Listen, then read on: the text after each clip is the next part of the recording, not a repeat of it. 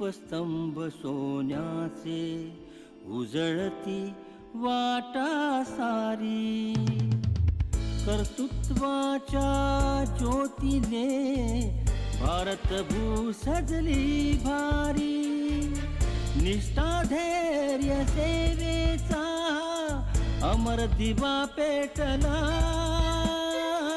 स्वप्नांना दे पंख नवे अन गंध नवा पसरला, दीपस्तंभ सोन्याचे सोन्याचे सोन्याचे सोन्याचे. दीपस्तंभ सोन्याचे या कार्यक्रमातील आपल्या आजच्या भागाचे मानकरी आहेत डॉक्टर संतोष मानकोसकर. लातूर जिल्ह्यातील साध्या वातावरणात वाढलेले डॉक्टर मानकोसकर यांनी वैद्यकीय क्षेत्रात MBBS आणि MD पदवी मिळवून आपली कारकीर्द सुरू केली. सुरुवातीला बाबलगाव येथे वैद्यकीय अधिकारी म्हणून ग्रामीण भागाची सेवा करत असताना समाजासाठी अधिक व्यापक काम करण्याचा ध्यास त्यांनी घेतला आणि त्यातूनच सुरू झाला त्यांचा नागरी सेवेकडचा प्रवास. 2004 मध्ये भारतीय महसूल सेवेत प्रवेश घेतल्यानंतर त्यांनी आयकर विभागात तपास शाखेत आणि अंमलबजावणी संचालनालयात महत्त्वाची जबाबदारी पार पाडली. 2019च्या लोकसभा सार्वत्रिक निवडणुकीत महाराष्ट्र आयकर विभागाचे नोडल अधिकारी म्हणून त्यांनी पारदर्शकतेची नवी उंची गाठली. कोलकात्यात विभागीय संचालक म्हणून काम करताना त्यांनी राष्ट्रीय महत्त्वाच्या संवेदनशील प्रकरणांचा धैर्यानं सामना केला. आंतरराष्ट्रीय प्रशिक्षण, जागतिक वित्त नेतृत्व आणि कर कायद्यातील तज्ञता यामुळे ते केवळ एक अधिकारी नाहीत तर एक दूरदृष्टी असलेले प्रशासक ठरतात. आणि विशेष म्हणजे नागरी सेवा तयारी करणाऱ्या विद्यार्थ्यांना ते मार्गदर्शन करत पुढच्या पिढीला घडवण्याचं कार्यही तितक्याच उत्साहाने पार पाडत आहेत.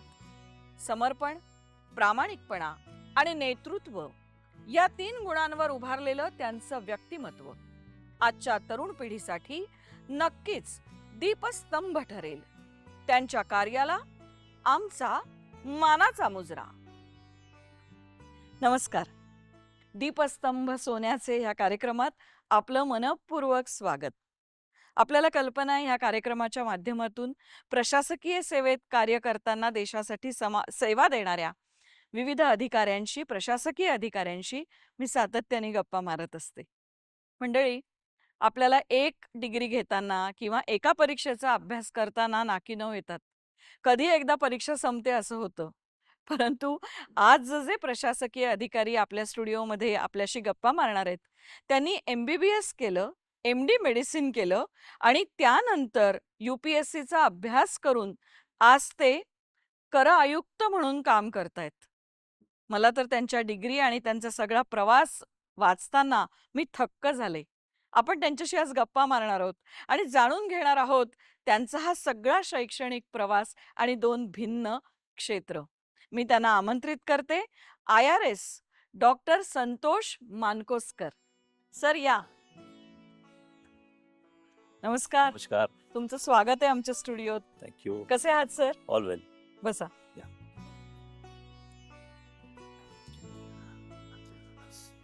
सर, दीपस्तंभ सोन्याचे ह्या कार्यक्रमात पुन्हा एकदा तुमचं नमस्कार. मनपूर्वक स्वागत. IRS डॉक्टर संतोष मानकोसकर, तुमचा सगळा प्रवास जेव्हा मी वाचला तेव्हा तो खरोखर खूप थक्क करणार आहे. सुरुवातीचा जो तुमचा प्रवास होता म्हणजे लातूर, नांदेड आणि संभाजीनगर, तो ऐकायला आवडेल. तसा मी मूळचा लातूरचा आहे. हां. पण माझे वडील जे होते ते सहकार खात्यामध्ये रिकव्हरी ऑफिसर होते अच्छा. आणि त्यांच्या नोकरीनिमित्त आम्ही नांदेडला गेलो. तिथे शारदा बोर्ड हायस्कूलमध्ये माझं पहिली ते 10वी झालं. 11वी 12वी सायन्स कॉलेजला झालं आणि MBBSला मी लातूरला आलो आणि MBBS पूर्ण करून MD मेडिसिन मी गव्हर्नमेंट मेडिकल कॉलेज औरंगाबाद इथे पूर्ण केलं. अच्छा. तसा पाहिलं तर कुठलाच प्रवास हा लिनियर नसतो. त्यात वर चढ येतच असतं, चढ उतार येतच असतो. अगदी. तसं माझ्या शालेय शिक्षणामध्ये थोडाफार चढ उतार आले, कॉलेजेसमध्ये आले.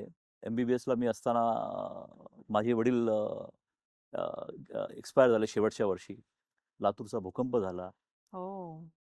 अशा बऱ्याच गोष्टी घडल्या. पण शाळेत असताना मात्र मला अजून जे आठवतं ते माझ्या आईवडिलांचं कष्ट आम्ही 4 भावंड, काका आणि माझ्या काकांची मुलगी आम्ही सगळे एकत्र राहत होतो.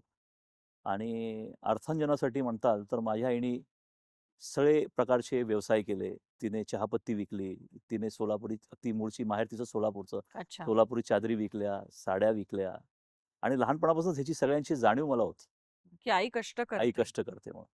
आणि त्यामुळं काय झालं, की शाळेमध्ये आम्ही सिन्सिअरपणा विद्यार्थी तसे जे कामं होतं ते पूर्ण केले. हं. नेहमी पहिल्या 2-3 मध्ये मी शाळेत असायचो. सगळ्या स्पर्धेत भाग घ्यायचो. पुढे वैद्यकीय क्षेत्रामध्ये ज्यावेळेस गेलो आम्ही, शिकायला लागलो, त्यावेळेस तिथले काही शिक्षक होते, पी.वाय. मुळे sir, Kawathale sir, Sudhir Kulkarni sir यांचं मार्गदर्शन मिळालं. आणि भूकंप आणि वडिलांचं जाणं हे एक माझ्यासाठी एक मोठी घटना होती. वडिलांच्या जाण्यानंतर माझे मोठे बंधू जे आहेत, ते बडोदरा येथे जी-एस-टी कमिशनर आहेत, सुरेंद्र माणकोसकर. ते अच्छा. 94 बॅचचे कस्टम्सचे कमिशनर आहेत. हं, हं. आणि त्याच्यानंतर माझ्या वडिलांच्या गेल्यानंतर भावाने एक मोठा भक्कम मला पाठबळ दिलं, आधार दिला. आधार दिला. आणि त्यामुळं हा मार्ग किती खडतर असला, तरी या सगळ्यांच्या मार्गदर्शनाने, माझ्या मेहनतीने, शिस्तीने हा प्रवास मी केला आणि इथूनच पुढे मला वाटतं, की प्रशासनाचा मोठा कॅनव्हास, समाजसेवेचा मोठा कॅनव्हास मला दिसायला लागला. हं, हं, हं, हं. म्हणजे आईला किती आपल्या मुलांनी शिकावं याची जाणीव होती आणि म्हणून तिने इतके व्यवसाय केले. पण आई-वडिलांसाठी हे किती क्रेडिटेबल आहे, की तुम्ही दोन्ही भाऊ इतके उच्च पदस्थ आहात. हां.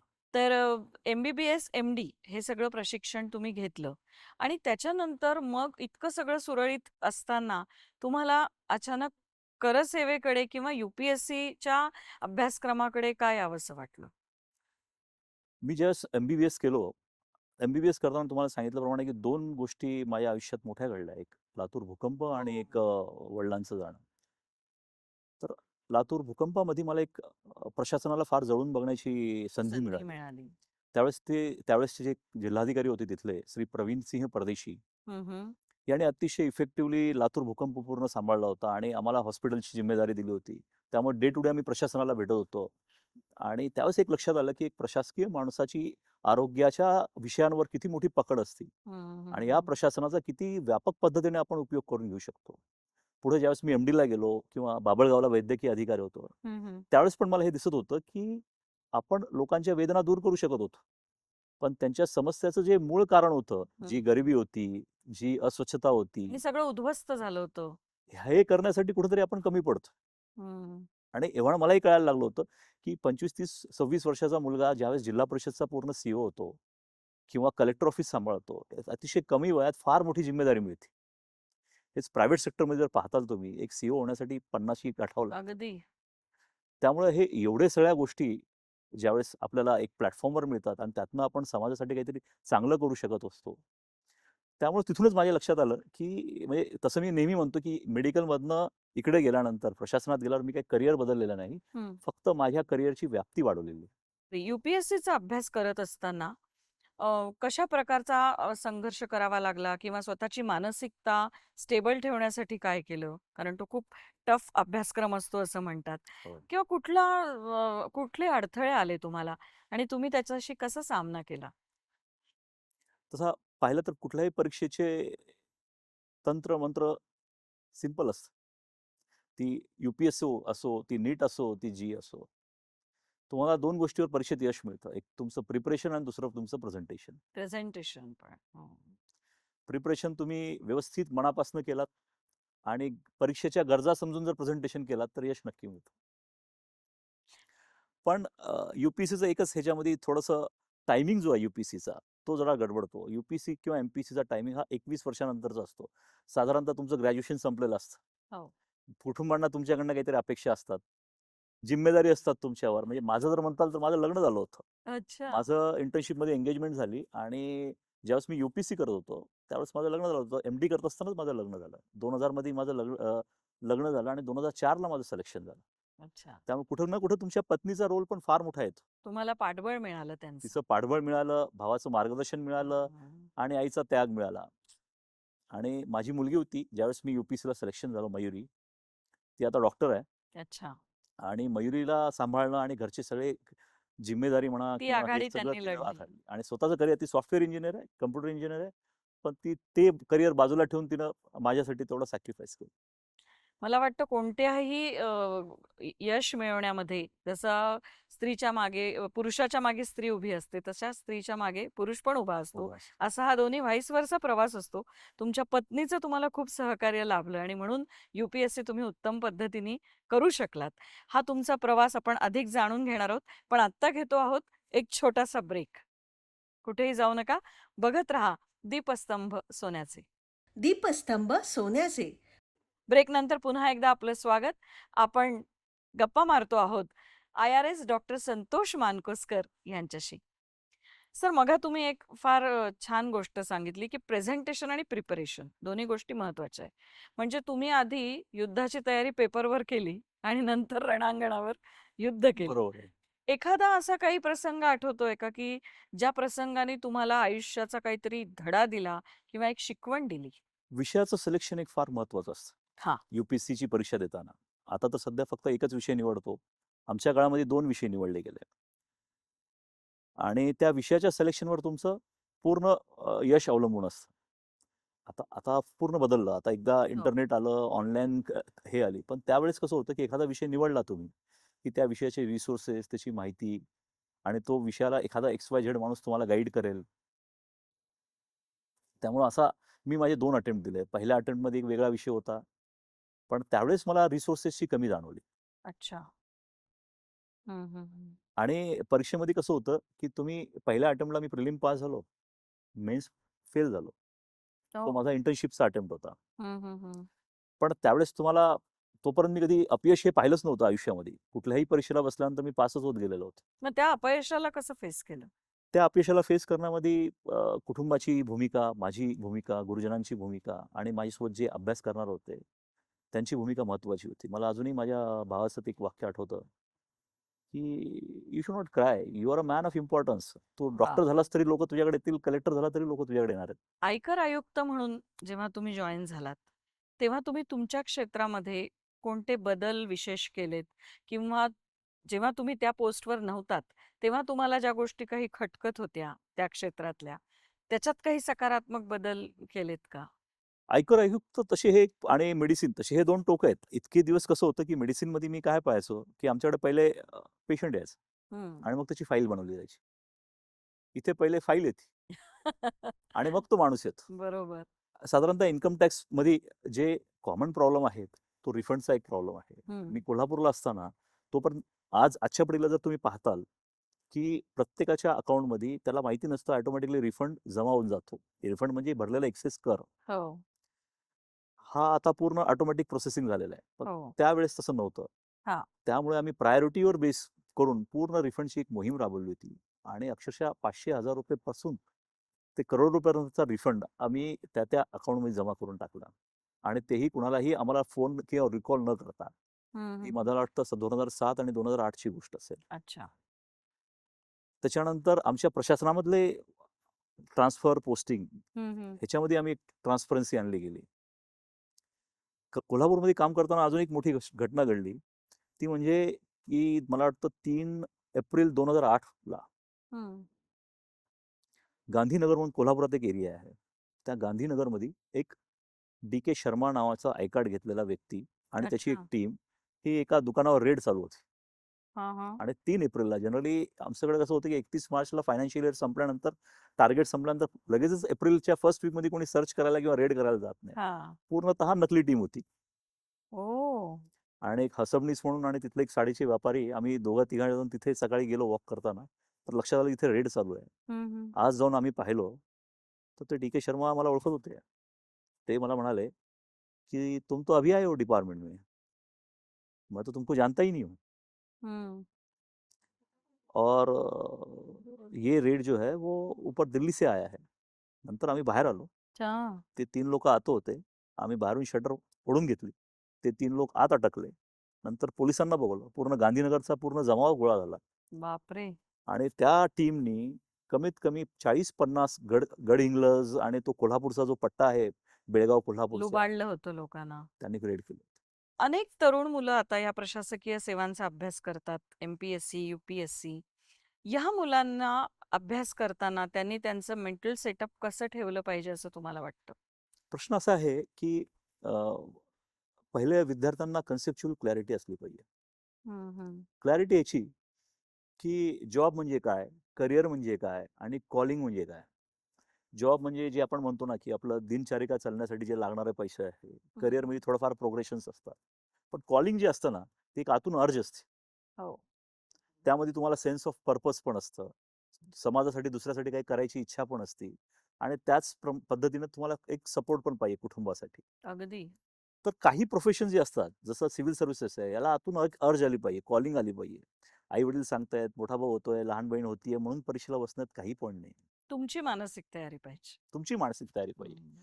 आणि एकदा जर तुम्ही हे ठरवलात, तर तुम्ही पूर्ण कमिटेड पाहिजे त्या टार्गेटसाठी. कारण आज एवढं डायव्हर्जन आहे, सोशल मीडिया आहे, हे आहे, ते आहे. त्यातनं पूर्ण डायव्हर्ट करून अभ्यासाला कमिटेड राहायला पाहिजे. हम्म. 2 वर्ष फुल टाईम घरी बसून अभ्यास केलात चालतं. पण एकदा तुम्ही 2 वर्ष घरी बसून अभ्यास केलात, की परत-परत मग घरी बसून अभ्यास करण्यात पॉइंट नाही. कुठलातरी जॉब करून, कुठलंतरी काम करून मग ते करायला पाहिजे. कुठलंही ट्युशन तुम्हाला आय-ए-एस किंवा आय-पी-एस किंवा आय-आर-एस करत नाही. ट्युशन तुम्हाला हा. एक रस्ता दाखवतं. करेक्ट. स्वतः मेल्याशिवाय स्वर्ग दिसत नाही. सेल्फ स्टडीशिवाय पर्यायच नाही. पण सर असं अनेक वेळा बघायला मिळतं की UPSC क्रॅक करत असताना जर अपयश आलं तर मुलं मध्येच सोडून देतात किंवा 3-4दा झालं की त्यांना एक विचित्र नैराश्याने ते ग्रासले जातात. त्यांना तुम्हाला काय सांगायला आवडेल? बघा, म्हणजे सायकॉलॉजीच्या भाषेत आपण म्हणतो, की रिबाउंड किंवा रेझिलियन्स हम्म. कुठलीही जसं म्हणतो ना आपण, कुठलाही वेळ हा कायमचा नसतो. तो वेळ तात्पुरता असतो, ती वेळ निघून जाते आणि आपण परत अप होतो. बरोबर. तो वेळ तुम्हाला काढायचा असतो. आणि कुठलाही रस्ता हा लिनियर नसतो. चढ उतार येत राहतं. यश असं पटकन मी सर्व गेलो आणि सरळ झालो असं काहीच होत नाही. इव्हन आपण गाडी घेऊन जातो Googleवर, एकदम ब्लू दिसतं लाईन आपल्याला मॅपवर आणि मध्येच असा अनएक्सपेक्टेड क्राउड आलेला असतो, की की रेड आपण दिसायला स्टक होतो. लागतं. बरोबर आहे. त्यामुळे मला वाटतं, की आपण आपलं गोल जे आहे त्या गोलपासून भटकू नये हा. आणि त्याला आपलं पूर्ण 100% द्यावं. आपण एक आहे, की तुम्हाला जर बॅटिंग करताना तुम्हाला सगळ्या प्रकारचे तंत्र माहीत पाहिजे. तुम्हाला कव्हर ड्राईव्ह कसं करायचं माहीत पाहिजे. तुम्हाला पूल कसं करायचं माहीत पाहिजे. त्यामुळे त्यातलं तंत्र मात्र नक्की शिकला पाहिजे.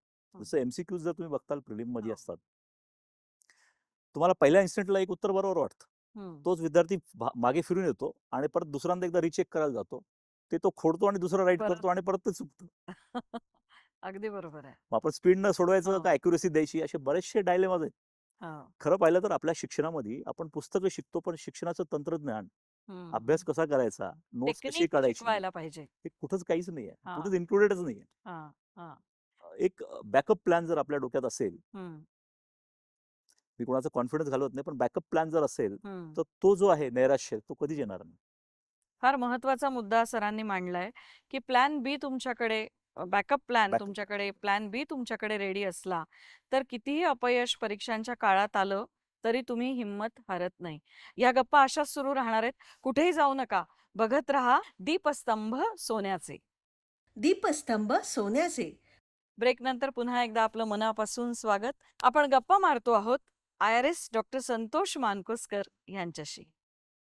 सर, या सगळ्या प्रवासात आता तुम्ही सध्या ज्या क्षेत्रात काम करत आहात इन्कम टॅक्स कमिशनर म्हणून, ते सुद्धा एक ताणतणावाचं क्षेत्र आहे. अशा वेळेला कधीतरी परत मागे वळून बघताना आपली प्रॅक्टिसच बरी होती असं वाटतं का? म्हणजे तसं मी इमर्जन्सी सर्व्हिसेस मधनं इकडे आलेलो आहे. हा. 24/7 हा मेडिकलला क्षेत्र आहे आणि मी बरोबर. फिजिशियन होतो. हो. आणि फिजिशियनमध्ये मला वाटतं, की फिजिशियनमध्ये आमच्याकडे एक इन्कम टॅक्समध्ये एक प्रकार असतो, की तुम्ही रेक्टिफाय करू शकता हम्म. झालेली चूक. रेक्टिफिकेशनचे ॲप्लिकेशन्स येतात, बरेचसे येतात आमच्याकडे. पण तसं मेडिसिनमध्ये नसतं. एखादा पेशंट गेला तो गेला ICUमधनं. त्याला तुम्ही काही रेक्टिफाय करू शकत नाही ट्रीटमेंट. त्यामुळे त्या दृष्टिकोनातनं म्हणताल तर मेडिकललाही तेवढाच ताण होता, तेवढाच तणाव होता हा. आणि इन्कम टॅक्समध्ये पण तेवढाच ताण आणि तेवढाच तणाव आहे. कामाचं पण इन्कम टॅक्समध्ये प्रेशर खूप आहे. इनफॅक्ट इन्कम टॅक्समध्ये जी एन्फोर्समेंट डिपार्टमेंट होतं, जिथं मी इन्व्हेस्टिगेशनमध्ये 8 वर्ष काम केलं आणि एन्फोर्समेंट डायरेक्टरेट कलकत्त्याला मी 3-1 वर्ष काम केलं. हम्म. तर हे 10-11 वर्ष जे होते माझ्या आयुष्याचे, ते फार प्रेशरमध्ये होते. 24/7 काम असायचं. पण आपण म्हणतो ना की पेशंटला बरं केलं किंवा तो आपल्याला की हो आता मला छान वाटतंय असं त्याने म्हटलं की आपल्याला एक समाधान मिळतं. असं समाधान ह्या क्षेत्रात कशातून मिळतं? हा. कसं आहे, शासन चालवायला दोन गोष्टी लागतात. हा. एक इन्कम डिपार्टमेंट आणि एक एक्सपेंडिचर डिपार्टमेंट. हा. जर जीएसटी आणि इन्कम टॅक्सवाल्यांनी जर टॅक्स आणलं नाही तर एवढं डेव्हलपमेंटल वर्क कशी होणार? पण जर तुम्ही ज्युडिशियसली इन्कम टॅक्स ऍक्ट राबवत असताल, हं. त्या ऍक्टच्या मागचं स्पिरिट आणि इंटेन्शन लक्षात ठेवत असताल, हे ज्यावेळेस तुम्ही अपीलमधनं रिलीफ करता, त्यावेळेस तुम्हाला एक सेन्स ऑफ सॅटिस्फॅक्शन येतं. सर, ईडी आणि एन्फोर्समेंट मधलाही तुमचा अनुभव 8 आणि 3 असा मोठा दांडगा आहे. तर त्यातनं तुम्ही पण काय शिकलात आणि लोकांना पण तुम्ही त्यातनं काय मार्गदर्शन कराल? हा. म्हणजे माझ्या करिअरमधला 50% जास्त पिरियड जो आहे तो एन्फोर्समेंटमध्येच गेलेला आहे. मग अच्छा. ते इन्कम टॅक्सचं इन्व्हेस्टिगेशन असो, किंवा बेनामी प्रॉपर्टीज असो, किंवा एन्फोर्समेंट डायरेक्टरेट असो. इन्कम टॅक्समध्ये आम्ही साधारणतः जे लँग्वेजमध्ये म्हणतो ते आपण ब्लॅक मनीवर काम करतो. तेच ईडीमध्ये जर म्हणताल तर आपण ते रेड मनीवर काम करतो. हो. म्हणजे जो काळा पैसा आपण व्यवहारातनं कमवतो तो इन्कम टॅक्स बघतो, जो गुन्ह्यातनं कमवतो तो एन्फोर्समेंट डायरेक्टर करतो, म्हणून त्याला रेड मनी म्हणतात. इन्कम टॅक्सचा पूर्ण पिरियड माझा वेस्टर्न महाराष्ट्रात गेला, म्हणजे वेस्टर्न इंडियामध्ये गेला, अच्छा. आणि ईडीचा पूर्ण पिरियड ईस्टर्न एरियाला गेला, मला वाटतं कोलकात्याला पण कोलकात्याला तुम्ही होतो. होतात. त्यामुळे दोन्हीकडचा व्यवसाय फारच वेगळा आहे. म्हणजे हम्म. महाराष्ट्रात किंवा मुंबईमध्ये 8-10 वर्षामध्ये मी कित्येक सर्चेस झाले माझ्या हातून, आणि बऱ्याच सर्चेसमध्ये मी पार्टिसिपेट केलो. कित्येक हजारो कोटीचे आपण टॅक्स इव्हॅजन पकडले, कित्येक बेनामी प्रॉपर्टीज अटॅच केले. कुठली एखादी केस सांगणं तसं संयुक्तिक राहणार नाही, पण फार्मास्युटिकल्स म्हणा, व्यवसाय म्हणा, पान मसाला म्हणा, मॅन्युफॅक्चरिंग सेक्टर, अशा विविध सेक्टरमध्ये आपण सर्च केला. ओके. ती सर्च म्हणजे एक इव्हेंट मॅनेजमेंट सारखं असतं. 200-500 लोक त्या सर्चमध्ये पार्टिसिपेट करतात, रेडमध्ये. त्यांची राहायची व्यवस्था, त्यांना ब्रीफिंग, त्यांना त्यांच्या व्हेकलची मुवमेंट्स, सर्चच्या अगोदरचं प्री सर्चचं data mining, shadowing, phone surveillance, आणि सर्च नंतर झाल्यानंतर त्या आलेल्या डॉक्युमेंट्सचं म्हणजे पूर्ण विविध क्षेत्रात क्षेत्रात त्यातला ते आपण अनुभव. करतो. सिमिलरली तिथे ईडीमध्ये ज्यावेळेस होतो त्यावेळेस तिथे पूर्व भागामध्ये भारताच्या जे बिझनेस आहेत आणि जे क्राईमशी रिलेटेड आहेत, उदाहरणार्थ मायनिंग, त्याच्यानंतर काऊ स्मगलिंग, बँक फ्रॉड, करप्शनचे केसेस, म्हणजे समाज विघातक जे काय होते ते सगळे ईडीमध्ये केले. यामध्ये टीम कोऑर्डिनेशन, इंटेलिजन्स फ्लेअर हे फार चांगलं माझं डेव्हलप झालं. अच्छा. शासनाला जे फायदा झाला त्यात बरेचसे अप्रिसिएशन लेटर्स मिळाले. पण ईडीमध्ये काम करताना एक लक्षात आलं की जे महात्मा गांधी म्हणायचे की मार्ग बी महत्वाचा आहे, हो. म्हणजे फक्त गोल महत्वाचं नाही तर मीन्स पण महत्वाचं आहे, हे लोकांनी शिकायला पाहिजे. शॉर्ट पिरियडमध्ये पैसा कमवला त्याचं लाईफ पण शॉर्टच असतं. म्हणजे तुमचा मार्ग सुद्धा तुम्ही चांगला अंगीकारला पाहिजे. सेकंडली काय होतं की बऱ्याच वेळा या चिटफंडच्या कंपन्यांमध्ये ROI खूप जास्त असतं, रिटर्न ऑफ इंटरेस्ट, इन्व्हेस्टमेंट. आणि जे बँक आज 6% एफडी देतं ते ROI जे आहे तिथे 30%, 40%च्या ह्याला लोक ईस्टर्न बंगालचे वगैरे लोक बोलतापायला पडतात, आणि कित्येक जण प्रचंड गरीब झालेले आहेत. त्यामुळे या दोन्हीचा अनुभव मला अतिशय म्हणजे दांडगा होता, आणि त्यातनं शिकण्यासारखं भरपूर मिळालं.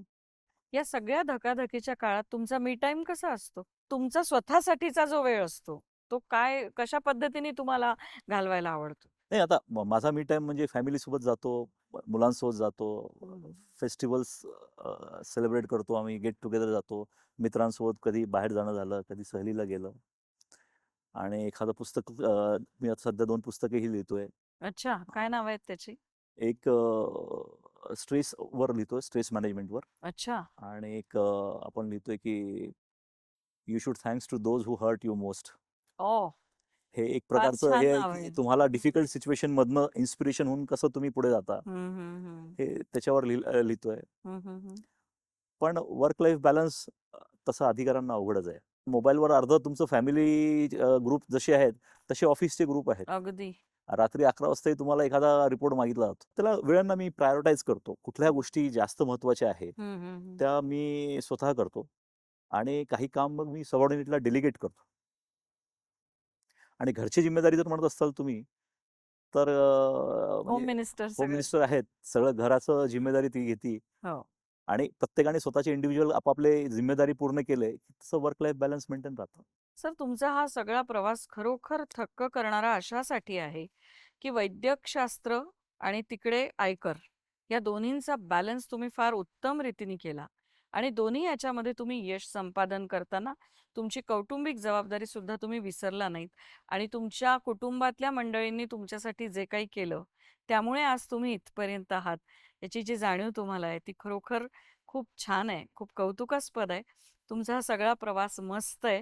तुमच्या नवीन येणाऱ्या 2 पुस्तकांसाठी तुम्हाला खूप खूप शुभेच्छा देते आणि भविष्यातले तुमचे सगळे स्वप्न पूर्ण होत अशी विधात्याला प्रार्थना करते. आज आपण आमच्या स्टुडिओत आलात त्याबद्दल आपले मनापासून आभार. Thank you thank you. मंडळी, एका मैदानामध्ये खेळणं थोडंसं सोपं असतं, पण 3-4 मैदानात एकाच वेळेला वेगवेगळ्या गोष्टी करणं, खेळणं, त्याचा रियाज करणं, त्याचा सराव करणं हे किती कठीण असतं. पण डॉक्टर संतोष यांनी ते सुद्धा अत्यंत लीलया सगळं पेललं. कारण जेव्हा मोठं होण्यासाठी, यश मिळवण्यासाठी जिद्द असते, चिकाटी असते, रणछोडदासपणा न करता आहे त्या परिस्थितीला सामोरं जाण्याची तयारी असते, तेव्हा यश हे आपोआप मिळतं. ही येणारी प्रत्येक व्यक्ती जी आज या स्तरावर पोहोचलेली आहे, ती सांगताना आपल्याला जाणवते. भविष्यात तुम्ही सुद्धा अशाच प्रकारची मोठी स्वप्न बघा आणि नक्की तुम्हाला यश मिळेल, खात्री आहे. बघत जा दीपस्तंभ सोन्याचे.